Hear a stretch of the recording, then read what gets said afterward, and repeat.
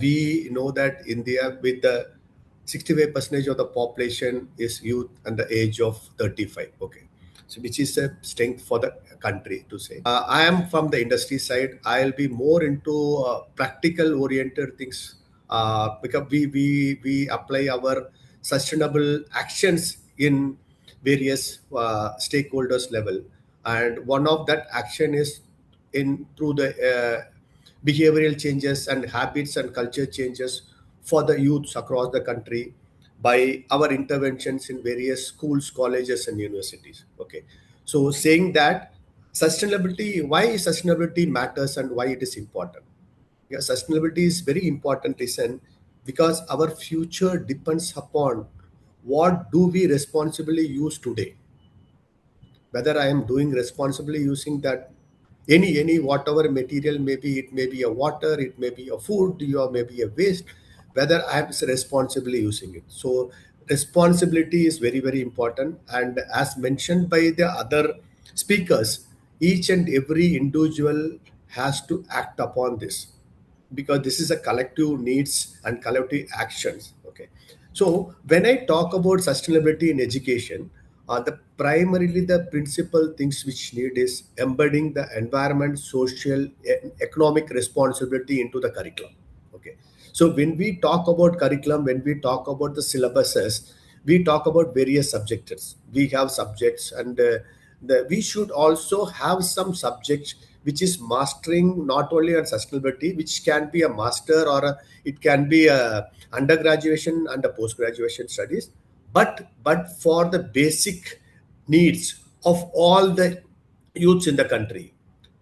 It should start from the school level. It should start from the school level and goes to the college level, which means in the stage they when come to the college, they will be knowing about what is sustainability and how I should use a material and how I should be validating all the valuable resources available with me.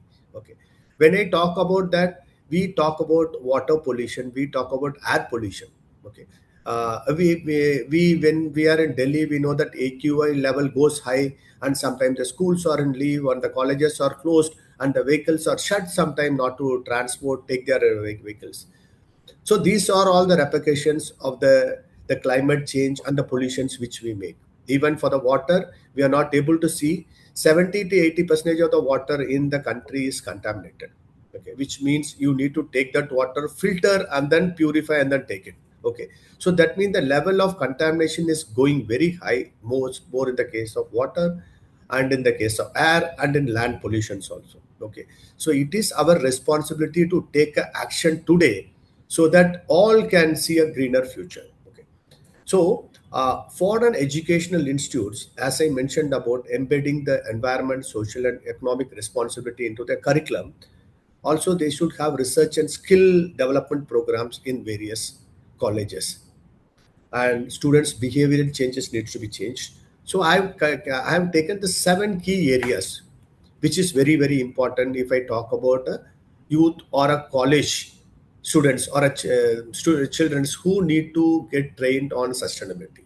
Okay, so one is the curriculum integration, incorporating the climate change. So they should understand what is climate change and what is the climate change effect making into their thing. So we see sudden rain happening in a particular place and we don't have rain after that. This is all because of the climate change. The monsoon is totally changed. This is all a climate change. So we need to explain and tell the youth that how the changes happening and why this is happening, and because of the changes, what is the repercussions for us.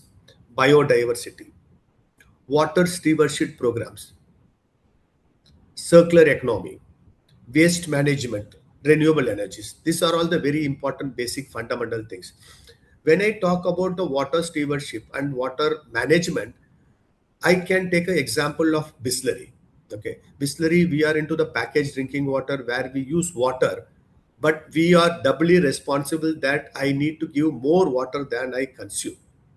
Okay, we took a call how that action can be put into the practicality.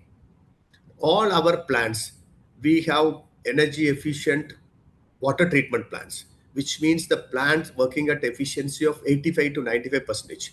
The normal conventional RO which used in the houses is 60-40 ratio. That means 40% of the water we are wasting in the house through the RO, it is getting to the drain. That means 40% water is drained. But as a company, we have a technology where 85 to 90% can be taken as a permit water is a product water. Okay. And balance 10% we are taking it, purifying and then using for our gardening purposes, which means we are using all the water which is being taken from the mother earth through our pumps, and it is being used in our facilities. That means 100% of water is utilized. Also, we have a sewage treatment plant. All this, the washrooms and the toilet, the water is getting sewage treated, and then it is being used for the toilet flushing purposes. We have an internal rainwater harvesting system, which means all the rooftop waters are getting collected. Addition to that, we also has adopted some of the ponds across the vicinity of the plants so that the water can be given. So by doing this, and also we also regenerate and then we repair and restores lots of check dams across the country, which is given us a tune of 4.7 times more water we recharge than we consume, which makes us a water positive company. Why I'm telling you is each and every individual organization, campuses can try to build this type of water conservation programs. The water which is coming out from the rains can be collected and then can be stored inside the premises, which means it can make the water level, it can increase the water level at a particular place. If the campus is having a bigger rooftop, they can go in for a solar systems wherein they can go for this renewable energies, which can further reduce the load on the electricity and other things. Okay. So this is on the topic of the green campuses. When I wanted to talk about the green campuses, the college and universities, also the energy conservation projects. Energy conservation projects like some of the speaker explained about when the students are going out from the classrooms, they should switch off the lights. They should AC, they should set it at a temperature of 23, 24 degrees rather than going at 16 degrees. Whether we are using a carpooling system, whether we are using a public mode of transportation. Okay. So this all matters because each and every part goes for the emissions and then which finally goes to the climate change and then it has a greater ramifications. Rainwater harvesting system, which I referred into, waste segregation systems.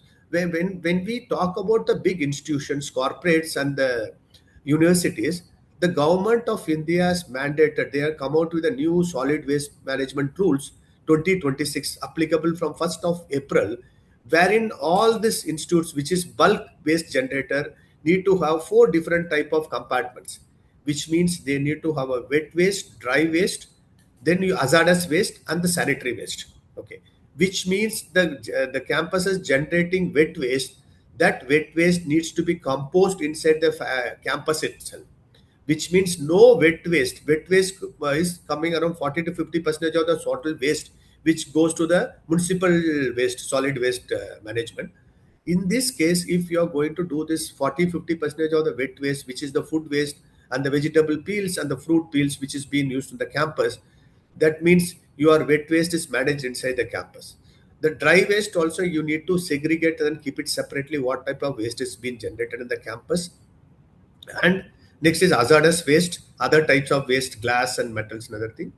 And the fourth one is important where the campuses they have female students where they need to have a sanitary waste systems, which means if the campus is going to use all this four type of system, the waste generated from the campus going outside is going to be limited, which means they are going to have a sustainable way of campus and sustainable way of living, which is very very important. That means they are protecting the environment by getting, otherwise it will be getting polluted. Maybe the littering is goes to the land, it goes to the ocean, which creates a bigger impact with respect to the environment and climate. Then I talk about the experimental learnings. Students should also participate in projects like water conservation projects, plastic collection projects, energy audits, biodiversity mapping. So that means it will give a big thing exposure, not only on this curriculum part, talking on the theory, it should also be implicable and then they should be implementing this at the various places. The green skill and employment. As we talk today, all the globe and the nation is talking about sustainable way of living. We talk about the sustainability development goals. We talk about GRI. So that means the students should get skill in ESG, environment, social governance. Then should also get skills on the reporting scheme, carbon accounting, circular economy, and sustainable supply chain and resource efficiencies, because these are very important. That means when they come out from the campus, they know how to use this resource and efficiently, and how the resource can go back again for a circular economy rather than being a linear and then going into the landfill and oceans. Then industry and academic partnerships. So here the collaboration with the campus and industries is very important. When the students in the campus, they learn something, they need to get it applicable in the practical lives. So the industry should come out with an internship, and they should give some live projects to the childrens, so that they can have hands-on experience, and then they will know that what is sustainability is, how it can be done along with the industries, and also what are the sustainability challenges, and helping them even to make the sustainability reporting, how the report should be made.